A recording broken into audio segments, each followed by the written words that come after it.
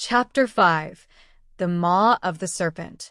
The Marilag sailed smooth and proud, a graceful shadow gliding over turquoise waves beneath a lazy, endless sky. Salt and sun-baked wood scented the air. Seabirds wheeled overhead, their cries stitching peace into the moment. Below deck, sailors sang, rowdy, off-key, alive. For a heartbeat of time, the world seemed merciful. Reyna stood at the bow. Her coat flared behind her in the sea breeze. At her hip, the Saber's hilt tapped with each rise and fall of the ship. In her hand, the locket. Her thumb traced her daughter's face behind scratched glass. And then, something shifted. She touched the Saber. It hummed. Low. Constant. A vibration that whispered through her bones like a buried growl. She narrowed her eyes. The wind had changed metallic, charged. The seabirds were gone. The air tasted wrong. Her grip tightened on the Saber. It pulsed warm. Too warm. As if the blade knew something before she did. The wind screamed. A banshee howl sliced through the air, shredding the calm.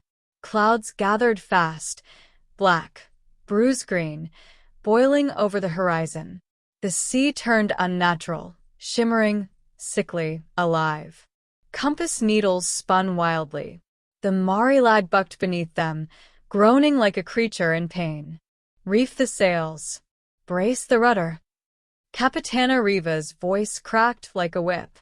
Man the harpoons. Whatever that is, we face it. Reyna ran to the rail and saw it. Beneath the waves, a shadow moved. Massive, coiling, impossible. A mountain rising from the deep. Then impact. The ship jolted violently. Men screamed. Wood tore like paper. Boom. The Marilag's starboard side lifted high, then crashed back into the sea with a thunderclap of foam. Crew tumbled. One man vanished beneath the thrashing tail of something ancient. Reyna moved without thinking. She grabbed a child, then a mother, shoved them into lifeboats, one after another. Sweat and seawater blurred her vision. Slash. Cut the ropes. Get them clear. One family. 2. 3. Gone. Not safe. But afloat. Then came the Leviathan. It breached with an explosion of foam and fury. A wall of jagged bone and muscle, taller than the ship itself. Its hide shimmered, coral-crusted, horrifyingly beautiful. And its eyes, emerald, cruel, old. The sea roared, not from its mouth, but from the ocean itself. Capitana Riva stood defiant at the helm. Blood streaked her face. Sword in hand, unmoving. Fire, damn you all. Fire. Harpoons flew. Thud, thud. Useless. The monster slammed into the ship again. Wood cracked. The Marilag's spine snapped. Abandon ship. Her last command. Then fire and water took her. Reyna ran.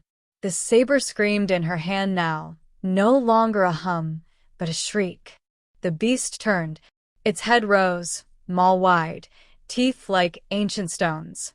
Reyna leapt and plunged the blade into its hide. Clang. It bounced. No blood, only light, pulsing from beneath the skin. Like the creature was shielded, protected. Reyna hit the water hard. Air flooded her lungs. Standoff. Underwater, the world blurred. Cold. Dark. Muffled. She drifted, sinking. The Saber still in hand. Above, the Leviathan. It filled the sea. A mountain with eyes. It moved closer. An eye the size of a wagon while stopped in front of her. It didn't attack. It looked. Not at her. At the Saber. It blinked. A slow, thoughtful gesture. Then it turned and disappeared. Aftermath. Reyna surfaced, choking, coughing, bleeding. The Marilag was gone. Only wreckage remained, floating planks, burning barrels, lifeless limbs. She clung to a beam, her fingers numb, her lips stained with blood and brine.